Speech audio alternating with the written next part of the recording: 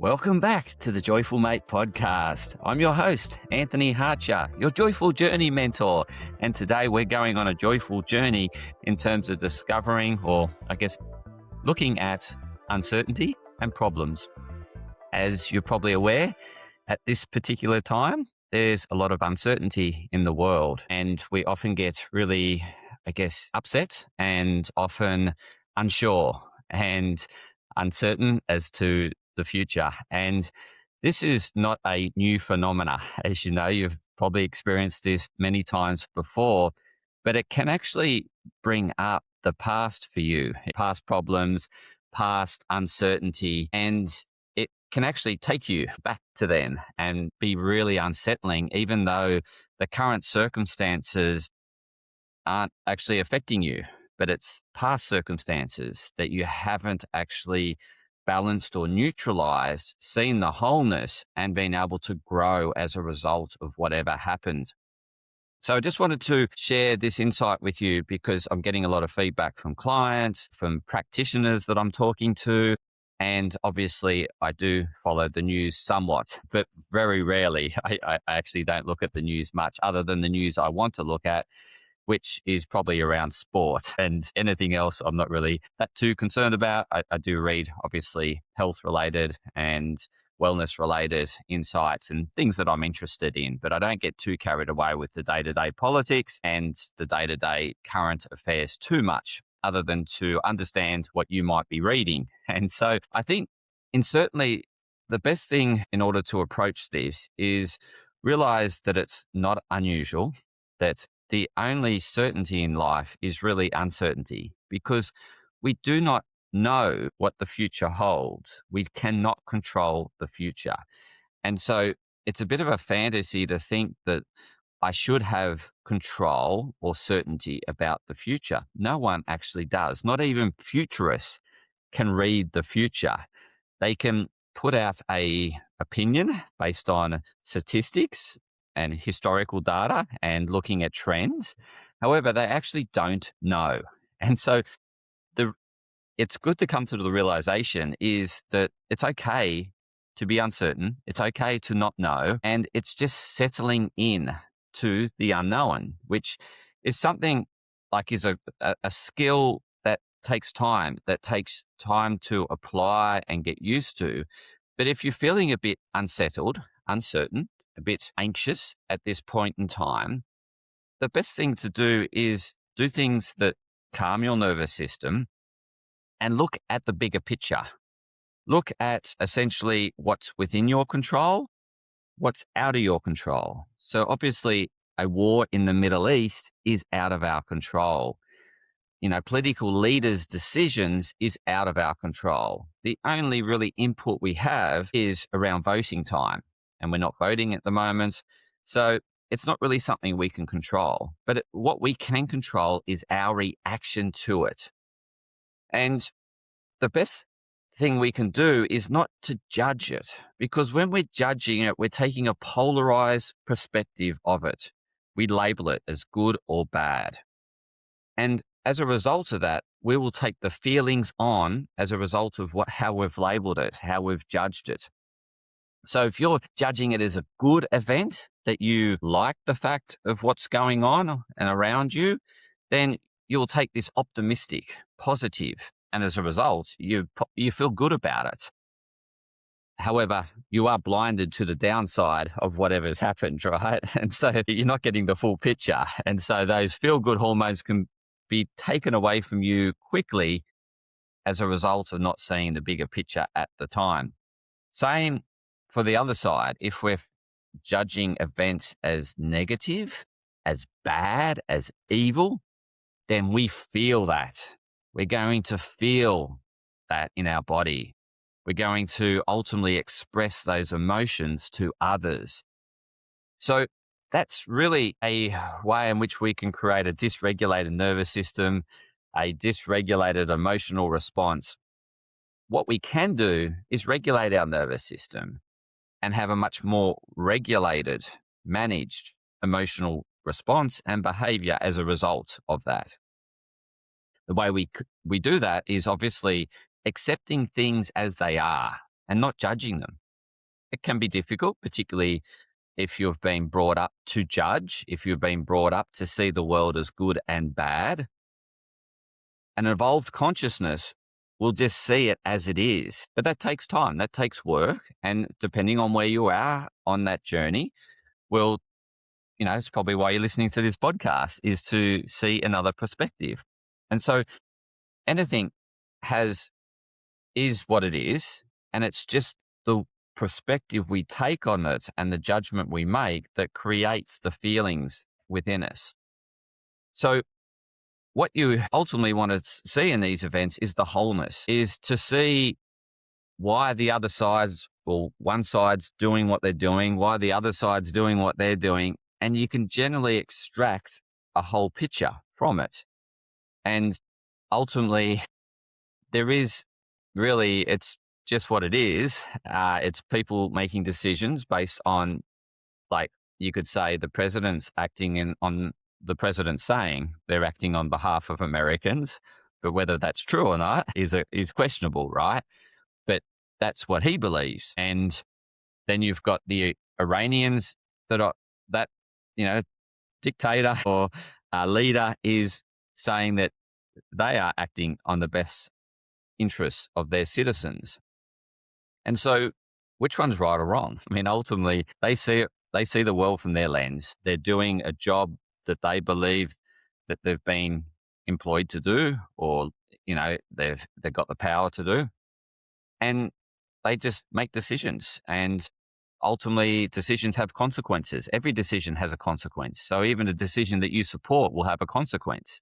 So if you say yes to something, you're saying no to something else. So there's always this consequence of making decisions. And often at the time of making the decision, we're not aware. We can make knee-jerk reactions and not aware of the consequences.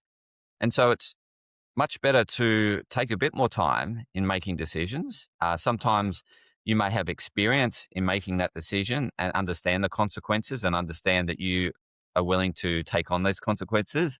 But every decision has a equal and opposite reaction. So this is the thing about life, right? We make a decision in our favor, but it's going to have a consequence somewhere else that is not so favorable to someone else. And that is every decision. And you think about all the humans on planet Earth, 8 billion of us, making decisions in our best interest. Ultimately, everyone does make a decision that gives them more advantages than disadvantages. But for someone else, they could perceive it as more disadvantages over advantages, right? And so, again, we just go along in this ebb and flow and this dynamic of just finding ultimately, that it's balanced ultimately in the end. That, and this is how we want to take, I guess, on uncertainty, is that, yes, there's going to be an up and there's also going to be an equal and opposite down to every event, everything that happens to us, everything that happens around us. And I think once we can accept that fact, then it's much easier to move forward. We're not struggling with this polarized view and saying it's unfair and saying that the world's mean or people are mean or that person, that government or that, is just evil and all that. Then we're actually carrying that emotional baggage with us. And we'll continue to see evidence that supports our point of view. And so you'll continually, if you're judging something as negative, then you'll continually find information that supports that view of negativity, because that's our pride within us, right? We shut off the other side and we don't accept that information or believe that information, and we just accept and believe what we want to believe to support our point of view when we're really polarized. And so if you're, having a go at Donald Trump or the administration or this sort of thing, you'll continually find information that supports your point of view around that administration is doing the wrong thing, that they do everything bad. But in actual fact, there's good within what they're doing. It's equal and oppositely, balanced. It's totally balanced. And every government, is making decisions. And so therefore there is an opposition to that decision that will say that they're doing the wrong thing. Every decision they make, there will be an opposition that will build up momentum and criticize the government. But ultimately, they're helping the government see the consequences of their decision that the government may have not seen. And so this will happen with the decisions you make. Every decision you make has a consequence and has a ripple effect onto someone else that may see that behavior or the decision you've made as a bad decision. And so you think it's a good decision because you perceive there'll be more advantages to you than disadvantages. However, someone else sees it differently. That is life. And that's the law of conservation. Everything is completely balanced. Like energy cannot be created or destroyed, but just transformed from one form to another. And that's what we're doing with decision making. We're just shifting energy and we shift matter. Matter cannot be created or destroyed, but only transform from one form to another. So it doesn't just disappear or it doesn't just appear. It's in a constant state of flux, transformation. And that is life. Life is in a constant state of flux, transformation. And we live in these illusions thinking it's not. And this illusion that we have of the world creates pain, suffering. And so if you want to liberate yourself from the pain and suffering, you want to get a broader perspective, see the wholeness, and then it can make you create more understanding and meaning behind what's happening and seeing a different perspective. And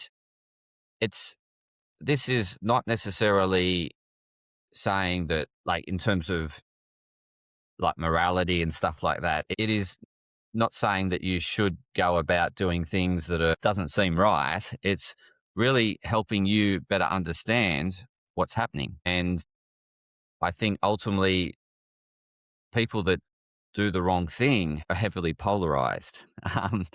And this is where we have, and it's both sides of the perspective. We have extreme conservatism, we have extreme liberalism, right? And both sides of, extreme polarization creates these issues. Whereas if we find that middle road, we're much more balanced in our perceptions of what's going on, our nervous system's better regulated, and we ultimately make better decisions. And so the thing that I want to assist you with is not to jump into these polarized camps, because when you're with these polarized camps, you take on that energy and ultimately you're going to struggle to see the wholeness. And so it's best to step out of the polarized camp and to step into the other side and to see it from their perspective. And then you can start to see the wholeness, and then you can start to see where the middle road is. And ultimately, that's what this whole transformation picture is. There's polarization everywhere. And then there's the two poles colliding, the two oppositions colliding, and then it results in this middle road or this neutrality. And so war, for example, is a result of extreme polarization in terms of both parties believing that they are right and dead right, or willing to risk the lives of others right. Okay. And that's how extreme polarization can create in these consequences that, we really don't see the necessity around. And particularly if we have a balanced perception, is that we think, well, yeah, I can see both sides. And I think ultimately both sides just need to talk and better understand one another and better see how they can work together and create that middle road so both parties win. This comes back to win-win situations in negotiation as opposed to lose-lose or win-lose. So win-lose is, again, one side, really benefits, the other is not. And that's not middle ground. That's not the ultimately going to make both parties feel good about what's happened. And so I think in concluding this episode, it's really helping you see that the only thing that's certain about life is uncertainty. Everything about our future is uncertain. I don't know what's going to happen in the next hour. And no one can predict the next second or minute, right? We can only control our actions in the present moment. So when we're present, there's no uncertainty because we're not focused on the future and we're not thinking about the past. We're completely present in the moment. So the only way we can hold certainty is by being present. And it's when we deviate from that presence is we create more and more uncertainty. So the further you hold on to the past and relive the past, then that brings up a whole lot of, well, things that you didn't see the wholeness to back then. And then when we fast forward into the future, you can focus on a nightmare situation, which brings up huge amounts of uncertainty, or you can focus on a fantasy, which again, you're then blinded to the other side of that, which then creates the nightmare or the uncertainty. So ultimately, the only way we can really sit with this is to be present. And in the present, we're certain. And then relaxing that nervous system, how you relax your nervous system and calm yourself. And then just start to ponder the wholeness. So if you're just seeing that it's all bad, look for how it's serving, how it's helping, how it's ultimately, wherever you feel that there's hurt to, look at where there's benefit to the same party or the same person or the individual or whatever it might be, the thing, the environment. There's a balancing factor to it all. And I recently interviewed a guy that's a plastic researcher, and he, I guess, opened my eyes to the propaganda and the myths and the lies that we've been sold from people that are anti-plastic. And so he's there balancing this anti-plastic movement and helping people see the middle ground around plastic, because plastic isn't all evil. Yet one party will want you to believe that it's totally evil and it should be banned. However, there's research and compelling research that it serves a purpose and it isn't all bad. And so it was really enlightening interviewing the guy that was a plastic researcher. And I really enjoyed the interview, and it's on my Health Up podcast. So if you want to get a balanced perspective of plastics in the world and how they're serving us and how we've been sold a whole lot of lies, listen to the episode on Health Up. It will help balance your perspective around plastics and calm yourself around the use of plastics. So again, we need an open mind in order to explore the other side. And in order to get an open mind, we need to let go of judgment. We need to detach from judgment and labels. To do that, we need to calm the nervous system and look at the other side and start to balance it. Now, if you're really struggling with this and hold on to polarized views and really get emotional, and you're probably getting angry at me and thinking, how can you say this, Anthony? You're wrong. Have a chat with me. I'd love to have a chat to help you and help you shift your perspective. It's a free conversation. So please reach out, book the discovery session in the show notes, and I can help you see the other side, which will really help calm you and allow you to be more present and more certain. If you've liked this episode, please share it with others that might be seeing a lot of uncertainty and thinking it's unfair and giving up on the world. We don't want anyone to give up. We want people to persevere, because there's one thing for sure. We wouldn't be where we are today without the uncertainty. We wouldn't be where we are today without the problems that past people have encountered that they've decided to overcome. The only way we find solutions to problems is to accept the problem and then to work through it. If we deny there's a problem, then we never overcome that problem. We keep running away from it, and therefore we keep running into it. So if you want to move, well, I think one of the things that I haven't mentioned is there's one thing that's certain in life, as well as uncertainty, is problems.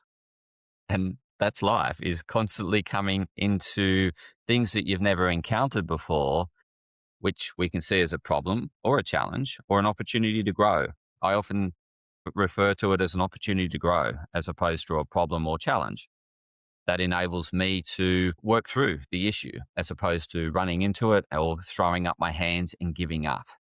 So again, you want to see problems and challenges there's opportunities to grow. But that requires an open mindset and requires a relaxed nervous system. So if you're struggling with that, please reach out to me. I'd love to help and share it with others that could benefit from listening to this episode. And thank you for continuing to tune in to the Joyful Mate podcast.